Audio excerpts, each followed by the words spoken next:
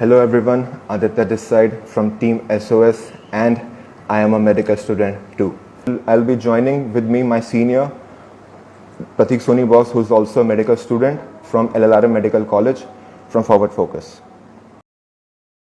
कि हमारा जो माइल्ड और जो मॉडरेट सिम्टम्स हमें आ रहे हैं उसको हम घर पे कैसे मैनेज कर सकते हैं।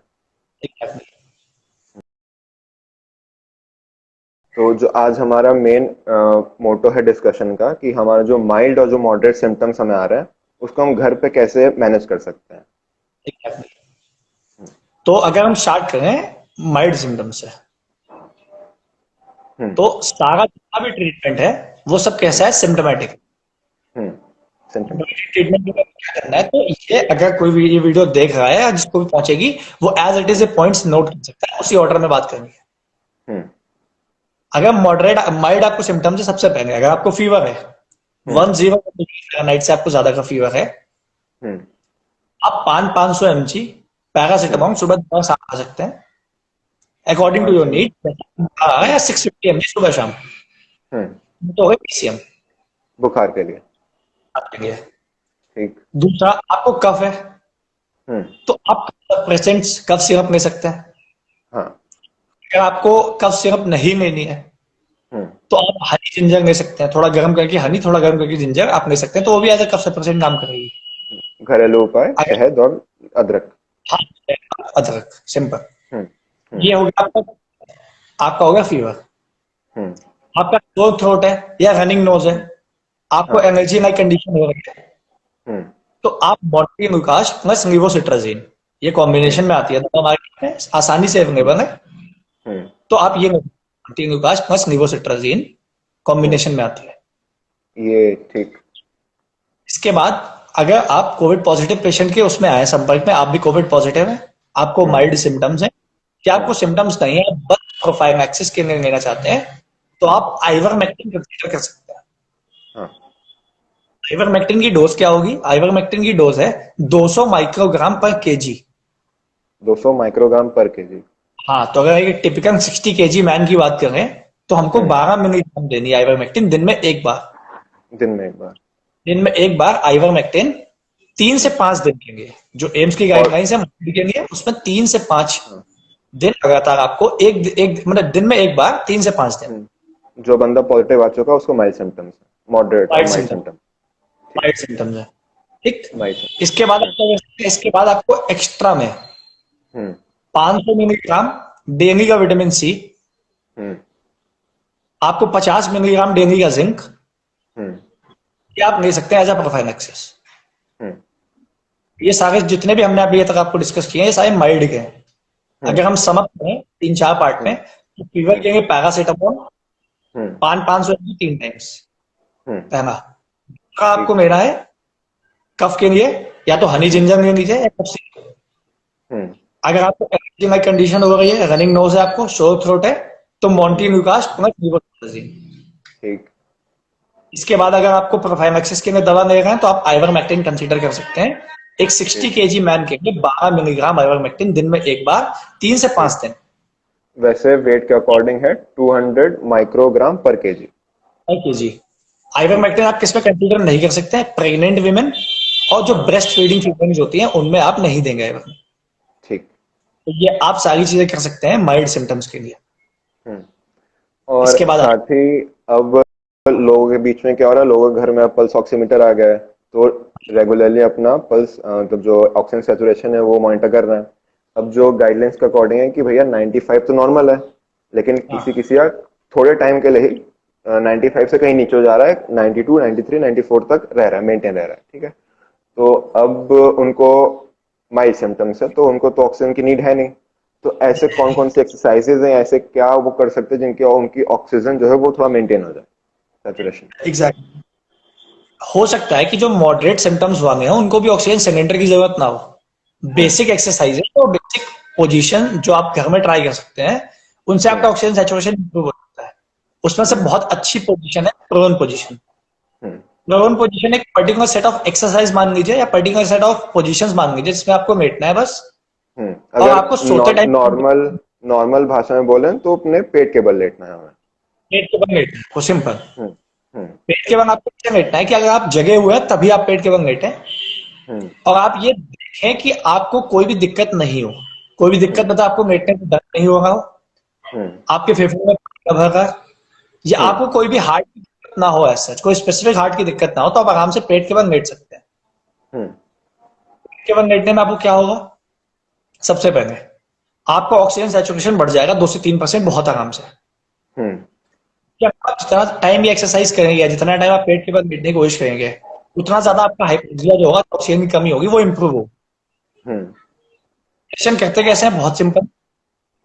आपने अपने सर के नीचे एक तकिया रखनी है, आपको तकिया रखनी है, 2 को आपको नीज के नीचे रखनी है, और एक आपको पैर के नीचे रखनी है। बेसिकली आपका जो अपर पार्ट रहेगा वो थोड़ा एलिवेटेड रहना चाहिए, और आपका हेड है वो थोड़ा सा एलिवेटेड रहना चाहिए, दैट्स इट। प्रोनेशन या आपको पेट के बल लेटना है।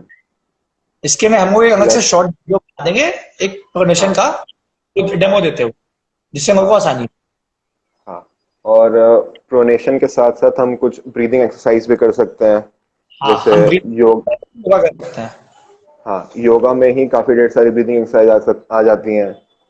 अनुलोम विलोम इज वन ऑफ देम। अनुलोम विलोम बहुत आसानी से आप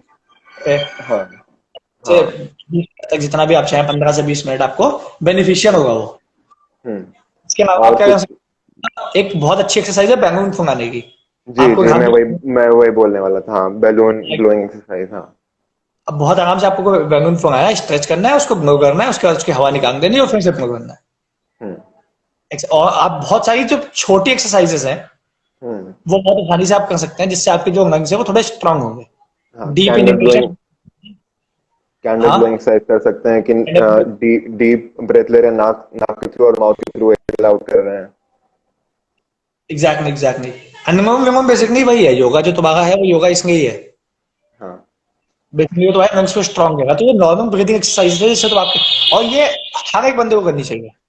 कोई जरूरी नहीं है कि जिसको पॉजिटिव हुआ है, जिसको माइल्ड सिम्टम्स है, वही करें। एक नॉर्मल बंदा भी डेली योगा एक्सरसाइज कर सकता है, ब्रीदिंग एक्सरसाइज कर सकता है, जिससे उसकी जो लंग्स की कैपेसिटी है वो इंक्रीज होगी, थोड़े स्ट्रांग बनेंगे। तो ये एक्सरसाइजेस कोई भी, तो इसके लिए एज सच कोई कंसिडरेशन नहीं है कि सिर्फ इनको ही करना है या इनको नहीं करना है, कोई भी कर सकता है। वो योगा एक्सरसाइजेस ये सब वो अपने आराम से कर सकता है। अब हमने बात कर ली माइंड सिम्टम्स की। अगर अब पहुंचे मॉडरेट सिम्टम्स तक, तो क्या अंतर आएंगे, क्या सिवियरिटी में डिफरेंस आएगा? तो मॉडरेट सिम्टम्स हमने अभी क्लासिफाई किया था कि मॉडरेट आप तब कहेंगे जब जो PO2 है आपका 93% या उससे कम हो रहा है अराउंड रेयर एयर पे, या आपका जो रेस्पिरेटरी रेट 24 से ज्यादा हो रहा है पर मिनट। ऐसे में करना क्या है, ऐसे में सडनली आपको ऑक्सीजन की तरफ नहीं भागना है। आप ट्राई करें प्रोन पोजीशन। अगर आपको प्रोन पोजीशन में लाभ नहीं मिलना है, आपकी कंडीशन हो रही है, तो आप इंतजार करें ऑक्सीजन सिलेंडर का, जो आपको घर पे अवेलेबल हो सकता है। आपको उसके हॉस्पिटल जाने की जरूरत नहीं है, घर पे ही ऑक्सीजन सिलेंडर आपका अवेलेबल हो जाएगा। इसके बाद दवा में आपको क्या लेना है, पहले हम दवा की बात कर लेते हैं। दवा में आपको इंजेक्शन में स्टेरॉइड्स, इंजेक्टेबल स्टेरॉइड लेने हैं। स्टेरॉइड्स का काम क्या है, स्टेरॉइड बेसिकली एंटी इन्फ्लेमेटरी है। ये पूरी जो डिजीज है कोविड की, ये कैसी है, ये इन्फ्लेमेटरी डिजीज है। पूरी बॉडी में इन्फ्लेमेशन हो जाता है, जिसकी वजह से फेफड़ों में पानी भर जाता है। इसको अगर आप टिपिकल लैंग्वेज में बोले तो फेफड़ों में पानी भर जाता है, इसकी वजह से आपके लंग्स कोलैप्स हो जाता है। तो आपको ये इन्फ्लेमेशन कम करना है। इस इन्फ्लेमेशन को देखने में आपके पास स्टेरॉइड्स है। स्टेरॉइड क्या लेना, मिथाइल प्रेडनिसोलोन। मिथाइल प्रेडनिसोलोन, हाँ। डोज क्या रहेगी इसकी, डोज रहेगी 0.5 से 1 मिलीग्राम पर केजी। और आप इसको 2 डोज में डिवाइड करके दे सकते हैं, आधी सुबह आधी शाम, या 2 डिविडेंड डोज में, एक साथ नहीं, 2 डिविडेंड डोज में देंगे इसको। 5 से तक आपको यही दवा देनी है, मिथाइल प्रेडनिसोलोन 0.5 से 1 mg पर केजी। तो इससे क्या होगा, आपका इन्फ्लेमेशन कम होगा। पहले की जो गाइडलाइंस थी इनकी, उसमें ये कहा था कि उन्होंने कि जो मॉडरेट डिजीज है उसमें आप रेमडेसिविर को कंसीडर कर सकते हैं, बट अब उन्होंने मेन ट्रैक से रेमडेसिविर को हटा दिया है। यहाँ पे समझने वाली बात यह भी है कि जो रेमडेसिविर है आपकी, वो लाइफ सेविंग ड्रग नहीं है। वो मोर्टेलिटी नहीं कर रही है, वो बेसिकली आपका हॉस्पिटल में स्टे कम कर रही है। मतलब अगर आपको 10 दिन हॉस्पिटल में रुकना पड़ेगा उस बीमारी को सही करने के लिए, तो वो आपकी बीमारी 6 दिन में सही हो जाएगी। तो रेमडेसिविर की जरूरत नहीं है, तो उसके पीछे आप ना उसको स्टॉक अप करें, ना उसको लेके कोई पैनिक करें, ना उसको लेके कोई ब्लैक मार्केट क्रिएट करें। हाँ, ना ब्लैक मार्केटिंग होनी चाहिए, ना उसका स्टोर होना चाहिए, ना उसका एज सच यूज होना चाहिए। माइल्ड डिजीज में उसका कोई काम नहीं है। हम्म मॉडरेट में अब वो प्राइमरी ड्रग ऑफ चॉइस है नहीं। क्यों? हम्म क्योंकि जो लाइफ सेविंग ड्रग है वो तो आपके स्टेरॉइड्स ही हैं अभी। हम्म हम्म तो रेमडेसिविर है वो आपकी सीवियरिटी ऑफ डिजीज कम करता है, मोर्टेलिटी को कम नहीं करता। ये बात हमको समझनी पड़ेगी। तो हम्म बेसिकली पीछे नहीं भागना है। हम्म जो मेन ड्रग है वो है स्टेरॉइड्स। मिथाइल प्रेडनिसोलोन देते हैं आपको 0.5 से 1 mg पर केजी। हम्म ये रहेगा। इसके बाद सिम्टोमेटिक में आप जो ट्रीटमेंट दे रहे तो वो आप symptomatic treatment as it is continue करेंगे। वो जो माइल्ड में कंटिन्यू करे सिम्टोमेटिक ट्रीटमेंट, वही मॉडरेट में कंटिन्यू करेंगे। इसके साथ साथ आपको ये देखना है कि अगर एक आम भाषा में कहें तो खून जो होता है वो बहुत गाढ़ा हो जाता है कोविड के टाइम हम्म पे। हम्म तो आपको एक तरीके से ब्लड थिनर्स देने पड़ेंगे हम्म तो आप खून को पतला करें। हम्म एंटीकोगुलेंट बोलते हैं जिनको हम। वो हम्म कौन कौन से हो सकते हैं? उनमें हम हेपारिन देते हैं बेसिकली। हम्म अनफ्रैक्शनेटेड हेपारिन दे सकते हैं या नो मोलिकुलर वेट हेपारिन दे सकते हैं। हम्म वो इनॉक्सापैरिन के नाम से मार्केट में आती है। हम्म तो इनॉक्सापैरिन आपको देना है 0.5 mg। हम्म 0.5 mg पर केजी आपको देना है सबक्यूटेनियस। सबक्यूटेनियस हम्म पता है आपको? हम नीचे लगाना है, ना कि आईवी, ना कि आईएम। हम्म हम्म सबक्यूटेनियसली आपको 0.5 mg पर केजी इनॉक्सापैरिन देनी है। ये as a hmm blood thinner काम। प्रोकोगुलेंट स्टेट होती है बॉडी में। तो आपके हम्म खून को जमने से रोकेगी। अगर आप एक लेमैन भाषा में बात करें तो खून को जमने से रोकेगी। हम्म तो मॉडरेट यही प्रोटोकॉल है। आपको सिम्टोमेटिक ट्रीटमेंट देना है। हम्म मिथाइल प्रेडनिसोलोन देनी है 0.5 से 1 हम्म mg पर केजी 5 से 10 दिन के लिए हम्म 2 डोज में डिवाइड। और ये आप देंगे आईवी। हम्म या आप देंगे इनॉक्सापैरिन। ये आपका हम्म एंटीकोगुलेंट है। इसकी डोज आपकी रहेगी 0.5 mg पर केजी सबक्यूटेनियसली। हम्म हम्म ये हो गया बेसिकली हम्म मॉडरेट सिम्टम्स।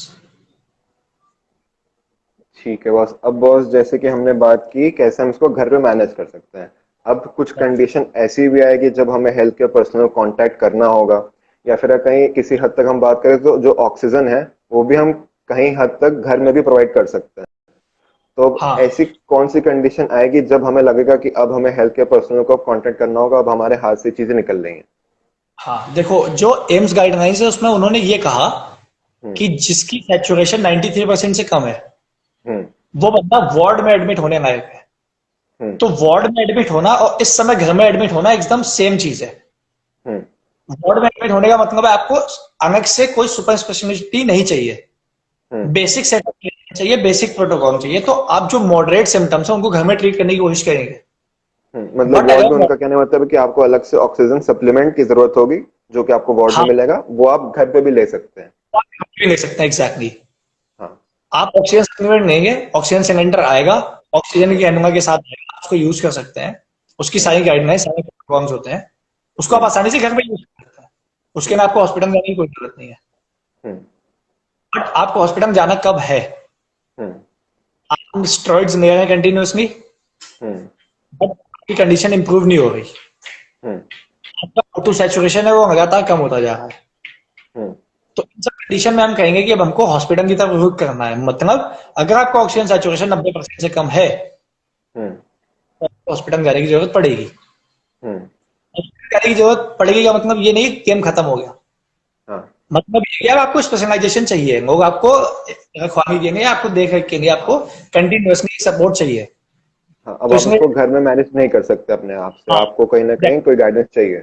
क्योंकि उससे ये होता है ना कि अगर आपको हाइपोक्सिया हो रहा है, आपको इन्फेक्शन हम्म होने के चांसेस है। हम्म इन्फेक्शन को मैनेज करने के लिए आपको हॉस्पिटल चाहिए।